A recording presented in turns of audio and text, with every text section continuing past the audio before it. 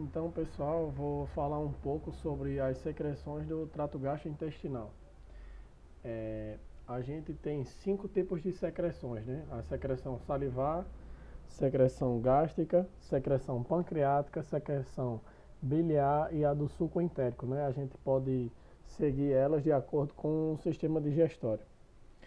Então, começando pela secreção salivar, o que é que a gente pode falar delas? A secreção salivar é secretada principalmente por 3 tipos de glândulas, que são as parótidas, que estão atrás da orelha, mandibulares, atrás da mandíbula, e linguais ou sublinguais, que estão na base da língua. E a saliva também é secretada por glândulas que estão presentes na língua. Sobre as funções da saliva, a gente tem a lubrificação do alimento, a digestão parcial, né? Porque a gente tem as enzimas, a gente tem a amilase salivar e a lipase lingual, né? Em animais neonatos, porque a alimentação deles é bem láctea, né? É basicamente leite. Por exemplo, bezerro, cachorro filhote, por exemplo. E também uma das funções da saliva é a ação antibacteriana, porque a gente tem uma enzima presente na saliva chamada lisozima, que ela tem ação antibacteriana. A gente pode falar que também sobre a saliva, que sua maior funcionalidade está na parte proximal do estômago, que é basicamente por que ela funciona mais lá? Porque a saliva ela funciona em pH alcalino, né? E lá na região proximal do estômago tem baixas ondas peristálticas, e lá ela tem tempo a amilase salivar tem tempo de degradar o amido. Em ruminantes, é importante salientar que, por exemplo, a vaca adulta pode secretar de 100 a 200 litros de saliva por dia. Por que isso? Porque ela precisa lubrificar bastante aquele alimento seco, né, que é o capim ou a ração, e também, principalmente, proteger do ambiente ácido presente no estômago, né, isso em todos os animais, e principalmente no ruminante, né, porque o que acontece na saliva? Ela promove um ambiente fluido necessário para que ocorra a fermentação no estômago, né? E além de servir como tamponante, né? Proteger o estômago daquela região ácida, daquele ácido, né? Agora a gente vai seguir para a secreção gástrica. Primeiramente, o estômago simples, exceto do cavalo, que, que na parte proximal tem a região aglandular, né? No estômago simples, que ele é todo glandular, a gente pode dividir em 3 mucosas: mucosa cardíaca, mucosa gástrica e mucosa pilórica. E na mucosa cardíaca, a mais próxima do esôfago, o que é que a gente pode falar sobre ela? Ela tem poucas ondas peristálticas, ela tem o chamado relaxamento adaptativo, ela se estica pouco quando o alimento cai, e lá tem a produção de muco fino. Já na região na mucosa gástrica do estômago, que é no centro, a gente tem fortes ondas peristálticas, a gente tem a produção de ácido clorídrico, tem a produção de muco fino e também de e também a gente não pode esquecer das células principais que vão produzir o pepsinogênio. E sobre o pepsinogênio eu vou falar um pouco mais na frente sobre ele. Já na região pilórica, a gente tem a produção de gastrina, né, que é um hormônio, que eu vou falar um pouco sobre ele, e também a produção de pepsinogênio. Então, o que acontece no pepsinogênio? O pepsinogênio é um zimógeno da pepsina, é o precursor inativo da pepsina, que é uma enzima degradadora de proteínas, né? Então, as células principais nas criptas, que estão contidas nas criptas da mucosa gástrica, mais explicitamente nas glândulas gástricas, a gente tem as células principais que vão produzir o pepsinogênio. Ele vai sair na sua forma inativa dessas células principais, isso para que ele não degrade as proteínas das células principais, e ao chegar na luz do estômago, vai entrar em contato com o ácido clorídrico, vai ser clivado e aí vai se transformar na pepsina e vai poder degradar a proteína. Os próximos pepsinogênios que chegarem na luz do estômago vão sofrer autocatálise. Ao entrar em contato com a pepsina ativa, ele não vai mais precisar entrar em contato com o ácido clorídrico para ser clivado. Em relação aos estímulos da secreção gástrica, a gente tem o estímulo a gente tem a fase cefálica e a fase gástrica do estômago. Na fase cefálica funciona mais ou menos assim. Quando a gente vê aquele alimento, quando o animal vê o alimento e ele tem vontade de comer, ele tem estímulo parasimpático do nervo vago no sistema nervoso entérico do estômago, e isso vai liberar acetilcolina no sistema nervoso entérico. Voltando. O sistema nervoso entérico, ao ser, digamos assim, que atiçado pelo nervo vago, vai liberar acetilcolina nas células G e epiteliais do estômago. As células G vão produzir a gastrina, que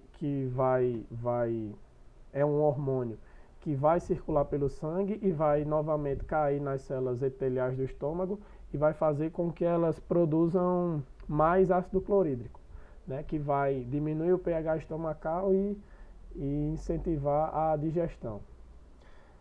Lembrando que o pH estomacal funciona a 2, pH 2, né, bem ácido. E a gastrina também estimula a motilidade gástrica.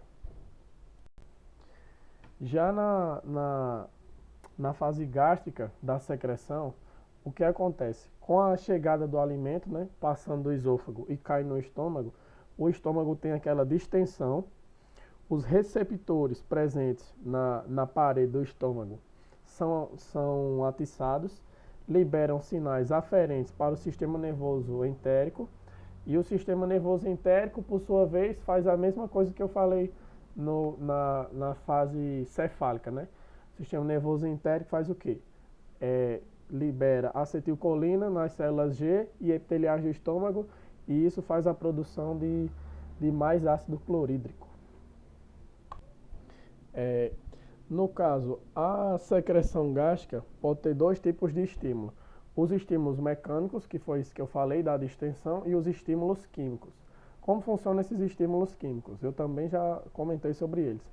Quando cai o alimento, lembrando que o alimento vem digamos que assim, melado de amilase salivar, né? E a amilase salivar funciona o quê? Um pH alcalino, né? 8.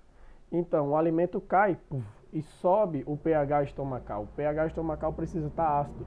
Então, com o alimento alcalino, com pH alto no estômago, isso faz com que ele incentiva ele a liberar mais gastrina, para a gastrina circular, cair na célula mucosa e liberar ácido clorídrico, fazendo com que abaixe novamente o pH estomacal. Quando esse pH estomacal chega a 2, a secreção de gastrina é diminuída, a secreção de gastrina e ácido clorídrico é diminuída, e ao pH chegar a 1, a secreção de gastrina é totalmente inibida para a secreção de gastrina. Em relação agora à secreção pancreática, o que é que a gente pode falar sobre ela?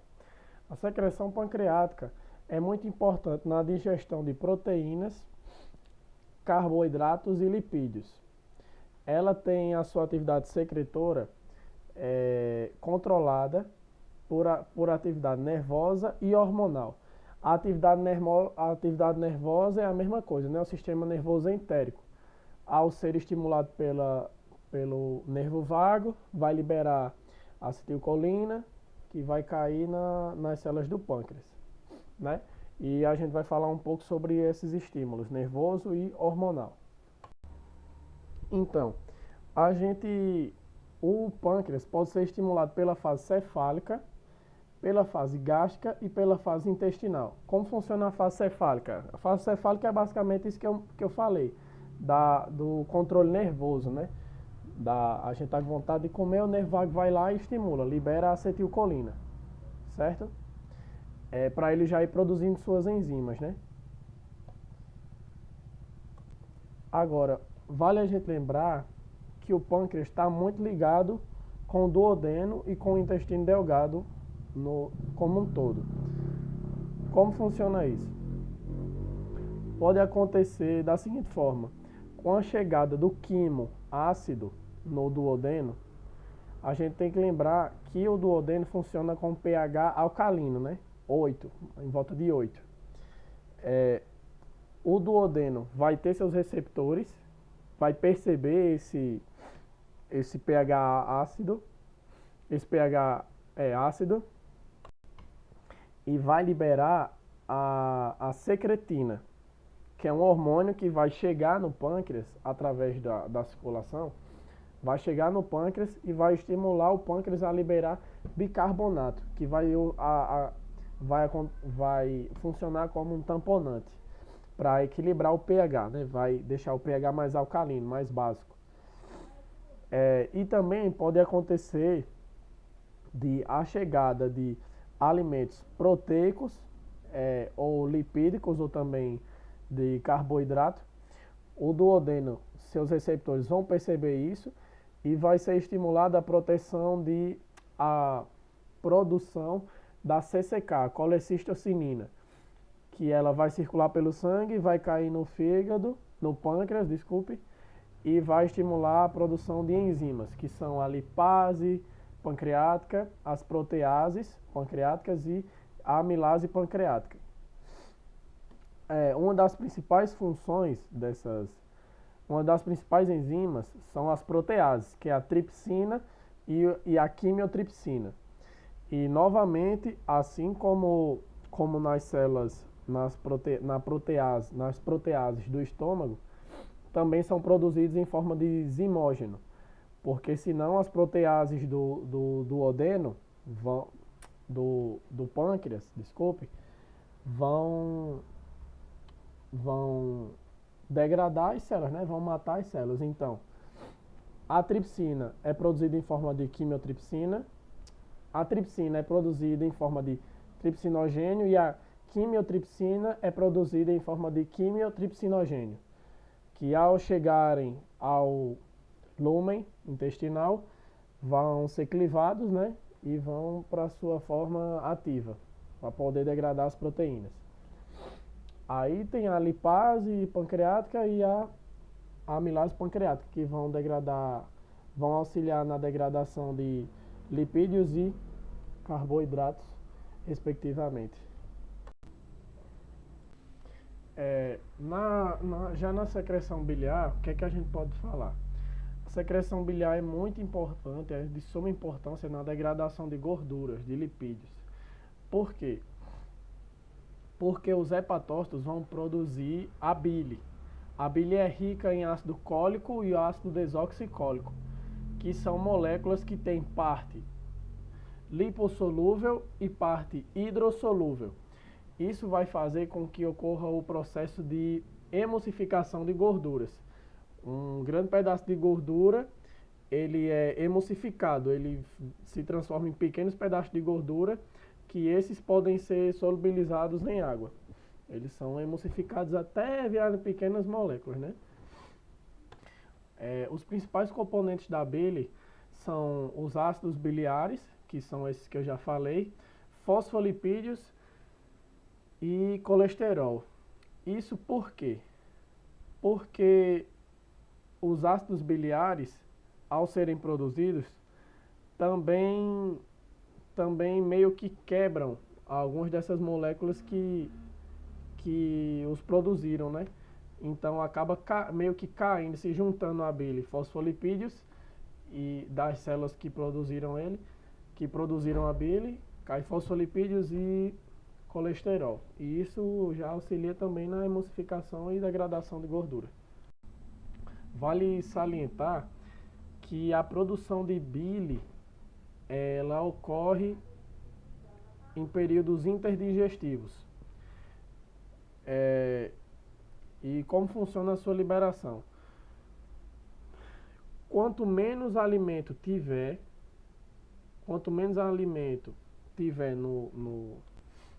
na verdade a produção de bile é contínua, mas a sua liberação é que é controlada. Então, se tiver pouco alimento ou nenhum alimento, a secreção de bile é sanada, é inibida. Isso só não nos equinos, né? Que ele não tem a vesícula biliar e toda a bile é secretada continuamente para cair no intestino.